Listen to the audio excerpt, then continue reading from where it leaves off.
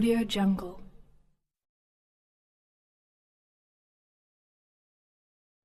রাজ্যের প্রাক্তন মুখ্যমন্ত্রী তরুণ গগৈয়ের শারীরিক অবস্থা সংকটজনক। রাজ্যের প্রাক্তন মুখ্যমন্ত্রী আশু আরোগ্য কামনা সহ প্রার্থনা দোয়া চলছে সর্বত্র। ব্যতিক্রম নয় করিমগঞ্জ জেলাও। প্রাক্তন মুখ্যমন্ত্রীর আশু আরোগ্য কামনা করেন জেলা কংগ্রেস নেতৃবর্গরা। প্রতিবেদন লেখার পরক্ষণে রাজ্যের প্রাক্তন মুখ্যমন্ত্রী তরুণ গগৈর দেহাবসান ঘটে। বয়স হয়েছিল 86 বছর। শোক ব্যক্ত করেন শাসক বিরোধী নেতৃবৃন্দরা। গুরুতর অসুস্থ অবস্থায় হাসপাতালে আছেন। এতে স্বভাবতই করিমগঞ্জ জেলা কংগ্রেসের কর্মকর্তা এবং কর্মীগণ উদ্বিগ্ন।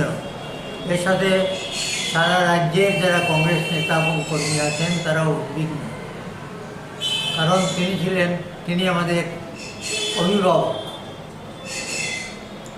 দীর্ঘদিন যাবৎ আমাদের অভিভাবকত্ব করে চলেছেন। আমাদের বিশ্বাস যে তিনি রোগমুক্ত হয়ে হাসপাতাল থেকে বেরিয়ে আসবেন।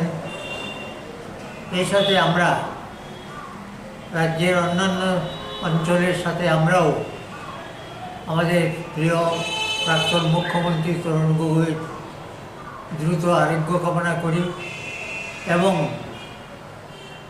সর্বশক্তিমানের কাছে আমরা প্রার্থনা করি তিনি যেন অতি শীঘ্র রোগমুক্ত হয়ে আমাদের মাঝে সুস্থভাবে আবার ফিরে আসেন।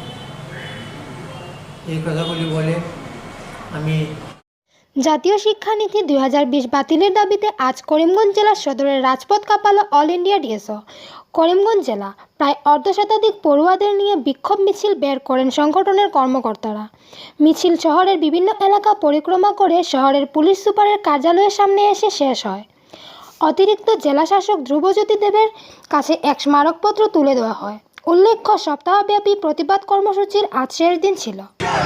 প্রাথমিক স্তরের ছাত্রছাত্রীদেরকে অঙ্গনওয়াড়ি কর্মীদের হাতে তুলে দেওয়া চলবে না। প্রাথমিক স্তরের ছাত্রছাত্রীদেরকে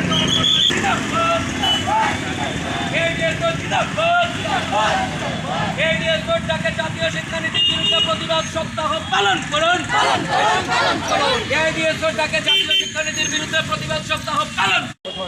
অল ইন্ডিয়া ডিএসওর পক্ষ থেকে জাতীয় শিক্ষানীতি 2020-এর বিরুদ্ধে গত 2019 সাল থেকে আমরা যখন কেন্দ্রীয় সরকার খসড়া প্রকাশ করেছিল সেই সময় থেকে আমরা এর প্রতিবাদ করে চলেছি। আমরা তখন থেকেই দাবি তুলেছিলাম যে এই জাতীয় শিক্ষানীতি 2020 চালুর আগে ভারতবর্ষের তামাম বুদ্ধিজীবী এবং বিভিন্ন ছাত্র সংগঠনের সাথে আলাপ আলোচনার মাধ্যমেই এই শিক্ষানীতিকে প্রবর্তন করা হোক। কিন্তু আমাদের কেন্দ্রীয় সরকার ভারতবর্ষের করোনা ভয়াবহ পরিস্থিতির মধ্যেই অত্যন্ত সুচতুরভাবে সমস্ত শিক্ষাবিদদের এবং ছাত্র সংগঠনকে উপেক্ষা করেই সংসদ ভবনে এই জাতীয় শিক্ষানীতি চালু করলো। আমরা এর প্রতিবাদ সমস্ত দেশব্যাপী করে যাচ্ছি। লকডাউন চলাকালীন অবস্থায় আমরা অনলাইনে বিভিন্নভাবে প্রতিবাদ করেছি। জাতীয় শিক্ষানীতির প্রতিলিপি আমরা জ্বালিয়েছি করিমগঞ্জের বিভিন্ন জায়গায়। আজকে গত এক সপ্তাহ ব্যাপী জাতীয় শিক্ষানীতির বিরুদ্ধে আমরা প্রতিবাদ সপ্তাহ পালন করেছি। শহরের বিভিন্ন জায়গায় আমাদের ডিএসওর বিভিন্ন ইউনিটের পক্ষ থেকে আমরা জাতীয় শিক্ষানীতির বিরুদ্ধে প্রতিবাদ সপ্তাহ পালন করেছি। গত 2 মাস থেকে আমরা আমাদের কেন্দ্রীয় কমিটির নির্দেশে সমস্ত ভারতবর্ষব্যাপী ছাত্রছাত্রী, শিক্ষক, অভিভাবক এবং বুদ্ধিজীবীদের কাছ থেকে আমরা স্বাক্ষর সংগ্রহ অভিযান করেছি এবং সমস্ত ভারতবর্ষব্যাপী কয়েক লক্ষ স্বাক্ষর আমরা সংগ্রহ করেছি। আজকে আমরা আমাদের দিল্লিতে আমাদের কেন্দ্রীয় কমিটির সম্পাদক এবং সভাপতি এবং বিভিন্ন পদাধিকারীগণ রাষ্ট্রপতির হাতে আমাদের এই লক্ষ লক্ষ সিগনেচারের প্রতিলিপি তুলে দেবেন। আমরা দাবি জানাচ্ছি যে প্রাথমিক স্তরের ছাত্রছাত্রীদেরকে অঙ্গনওয়াড়ি কর্মীদের হাতে শিক্ষাদানের ব্যবস্থাকে তুলে দেওয়া মানছি না, মানব না। মেট্রিক পরীক্ষাকে গুরুত্বহীন করে দেওয়া জাতীয় শিক্ষানীতি অবিলম্বে বাতিল করতে হবে। ডিগ্রি অতি ভাবগম্ভীর পরিবেশে জগৎজননী দেবী জগদ্ধাত্রী পূজিত হলেন করিমগঞ্জে। বাসভবন, ধার্মিক প্রতিষ্ঠান ইত্যাদিতে দেবী জগদ্ধাত্রী পূজিত হলেন। পুজো শেষে অঞ্জলি নেন ভক্তবৃন্দরা। পরিবারের মঙ্গল কামনা করেন অনেকেই। করোনা মহামারীর পরিপ্রেক্ষিতে পুজো আয়োজন হয় আড়ম্বরহীনভাবে।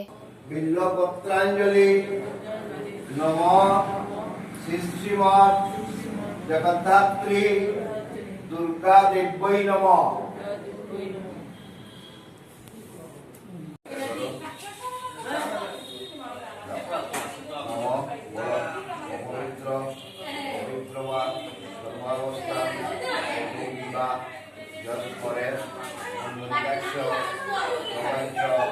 অভ্যন্তর সচিব বিষ্ণু রাজ্য